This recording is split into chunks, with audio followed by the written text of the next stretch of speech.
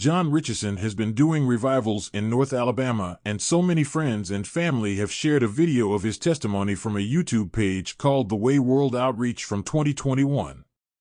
I will link to the full testimony in the details on this video. His testimony is powerful and inspirational. After hearing of such tragedy he has overcome, I couldn't help but research further. I want to share with you what I found after researching his story through census records, obituaries, grave sites, as well as other genealogy methods. John Ritcheson was born in 1956 to Father Raymond Ritcheson and Mother Rosemary.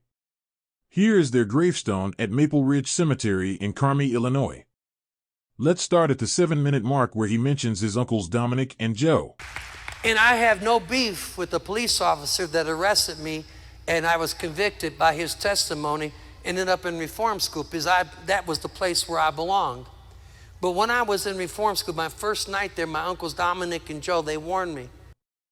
As we can see, John's mother Rosemary indeed has two brothers named Joe and Dominic. They would have been 33 and 35 when John is talking about being nearly raped in the reform school. They said the first day you're there, because this was the worst. He continues to speak about his experiences in reform school. Again, check out the full version for his story. I realize this video is long, but please stick around until the end to see the evidence of multiple egregious lies I uncover. Anyone with an Ancestry.com membership can verify all this data. I want to move now to the 1540 mark, where he begins telling the story of the Humboldt Park riots in Chicago. These riots started in 1977 and resulted in 3 deaths of Puerto Rican men. John refers to these riots starting in either 1973 or 1974. These riots actually took place in 1977 and were the result of the Chicago Police Department shooting 2 Puerto Rican men in the back. The riots were the Puerto Rican community versus the police. And in 1973 and 74 was a particularly brutally hot summer in Chicago. And I don't know, anybody here ever grow up in Chicago or New York or a place like that? And when things get really hot, everybody sits on their doorsteps because you burn up in your apartment. And very few people had air conditioners. So things were getting really tense already because of the heat and the humidity and the stuff like that. So there was a lot of conflict, there was a lot of things happening between the Latin Kings and the Lords.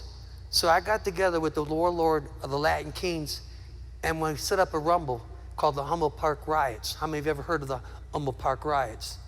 So we set up a rumble at the Humboldt Park in Humboldt Park because whoever won this rumble took control of the northwest side of Chicago. And the Dragons showed up in Chinatown.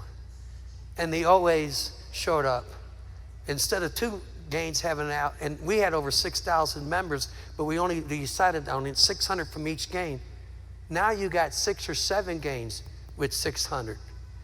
We went to fighting, and Mayor Daley, Richard Daley, who was the mayor for a long time, what he did is they got so bad, the rumble, that 3 Chicago police officers got killed the first day of the rumble. And he withdrew all the police, and he called in the National Guard. And he gave orders to surround Humboldt Park. Don't let anybody in, and don't let anybody out. It was a different time. It was a different place. And for 3 days, all these major gangs, Mayor Daley had it figured in his head that if they just mess each other up really bad, I'm not going to have to deal with them anymore. When I set up the rumble in Humboldt Park with the Latin Kings and all these other gangs showed up, nobody anticipated that. My baby brother Donald, who was 15 years old. His baby brother Donald died in the hospital at birth and was listed as hospital disposed on the official Cook County, Illinois records. Which is why he is not in a cemetery. Also why his father's obituary mentions "and a son." Baby brother Donald's mom was Rosemary D'Ambrosia and his dad was Raymond Ritcheson. Just like John's parents. He died when John was 2 years old. Keep that in mind for the rest of this story. He had begged me to always let him fight in a rumble, but I kept my baby brother out of it. You see, sin will kill you, and sin will kill the people you love. And I kept my baby brother out of the rumbles, but he kept begging me and kept begging me. He said, Johnny, you got to let me fight. Johnny, you got to let me fight. They're disrespecting me. So I thought to myself, there's only 600 of us, only 600 of them. I'll keep him real close to me. It's a good time to get his feet wet, but oh, I had it all wrong. So my baby brother Donald is in this game, in this horrible rumble that takes place at Humboldt Park. And we've been fighting now for 3 days. The northwest side of Chicago's on fire. There's burning cars, burning rubber, burning houses. There's smoke everywhere. There's people screaming. There's noise. There's so much noise, you can't hear yourself think. You can't hear the person next to you. But in the midst of this, on the third night, I heard my brother's voice scream. You mamas, you know what I'm talking about. You could take your child and put that child in a room of 1,000 children, turn your back and shut your eyes, and if your child cries out, you'll know exactly which one it is and exactly where they're at. And with all this going on, I heard my brother screaming, Johnny, they're cutting me. They're cutting me. You see, being an evangelist is not my job. Preaching the gospel is not my job. It's my life. It's my life. It's my life. And so, on the third day, I hear him screaming, they're cutting me, they're cutting me. And so, I'm trying to find my brother in all this chaos. And I can hear him screaming. I know I'm getting closer because I can hear his scream getting louder. And I got so careless, they cut my arm open, they cut my face. By the time I was 25 years old, I'd been stabbed 3 times and shot once. There's nothing glorious or nothing to admire about being in a gang, being involved with the Gambino family. There's nothing glorious about that lifestyle. But I got to my baby brother in the alley, a filthy, dirty alley. So finally I find my brother in this alley next to a dumpster. They had cut him open several times and part of his insides were hanging out, his intestines. They cut some of his intestines and you could smell the bile. Some of you know that are first responders. So I took my shirt off and I wrapped it around my brother. I put him back in the best I could and wrapped my shirt around him. And then he reached out to grab my face and all the fingers on his right hand were gone. Because in those days, if you killed a prominent member from another gang, what they would often do, because I was the warlord, they would cut the finger off and wear it around their neck as a trophy. So they cut my brother's fingers off when he was alive, 15 years old. I got to my baby brother.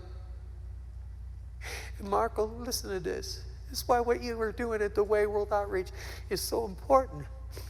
Because I got to my baby brother. And I'm holding him in my arms. And he's saying, don't let me die. I don't want to die. And I lied to him, Robert. I said, you're not going to die. But I knew he was going to die because his face had already turned chalky gray. He was sweating horribly, but his skin was as cold as ice. His eyes rolled back in his head. And I watched my baby brother die in a filthy alley on the north side of Chicago. You see, that's why I go to these prisons overseas. That's why I'm so thankful God called me to evangelize, to share the good news with as many that I can hear it, because the world needs to hear it.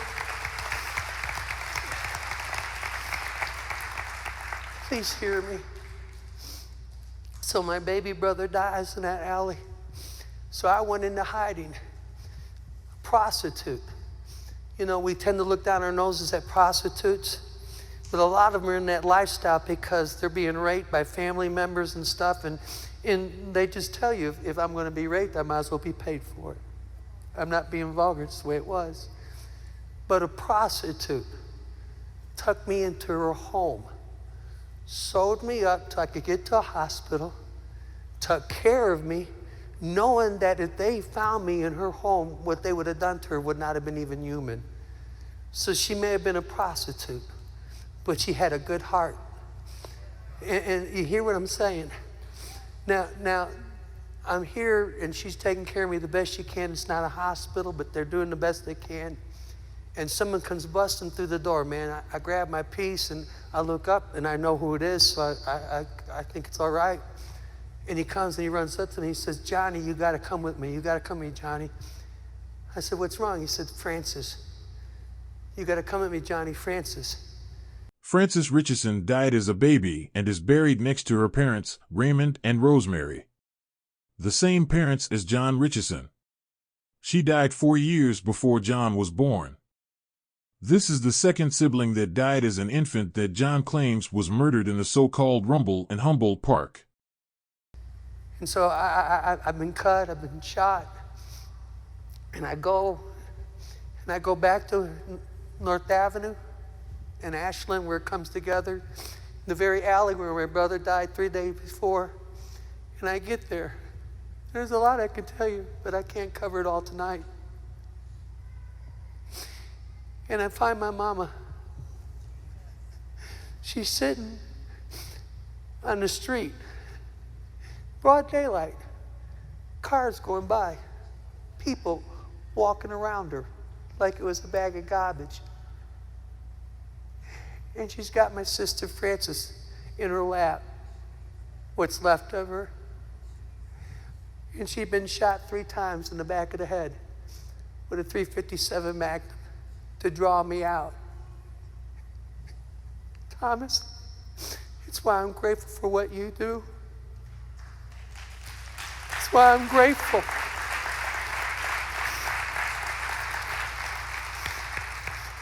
When they shot my sister, everything in the face from her nose up was gone.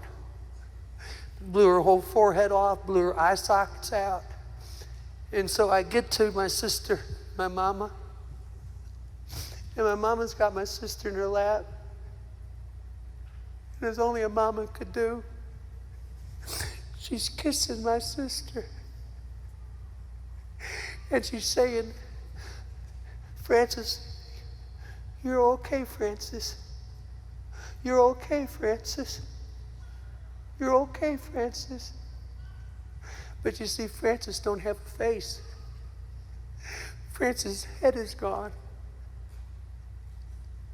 And I walked up to my mama, and I said to my mama, I said, Mama, Francis is not okay, Mama. Mama, Francis is dead, Mama. She's not okay, Mama. My mama's face is covered with blood because she's kissing what was left of my sister's face. And then I guess the shock wore off. My mom looked at me and she said, I wish you'd never been born. And at that moment, I wished I'd never been born.